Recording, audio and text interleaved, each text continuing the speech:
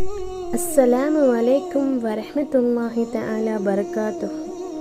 உலகம் பின்னோக்கி சென்று கொண்டே இருக்கிறது. மறுமை நாள் முன்னோக்கி வந்து கொண்டே இருக்கிறது. இரண்டு உலகத்திற்கும் பிள்ளைகள் உண்டு. நாம் மறுமையின் பிள்ளையாக இருப்போம். உலகத்தின் பிள்ளைகளாக இருந்து விடாதீர்கள். இன்று செயல்படலாம், விசாரணை கிடையாது. மறுமை நாளில் விசாரணிக்கப்படுவோம். ஆனால் எந்த செயலையும் செய்ய முடியாது. அல்லாஹ் விசாரிக்கும் முன்னாடி நீங்கள் உங்களை இந்த உலகத்தில் விசாரித்துக் கொள்ளுங்கள்.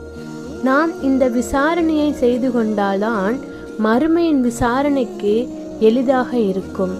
நாம் இருக்கும் இந்த நிலைமையில் மலக்குல் மௌத் நம்மை வந்து அடைந்து விட்டால் நம்மை படைத்து அல்லாஹ்வை சந்திக்க நாம் தயாராக இருக்கிறோமா?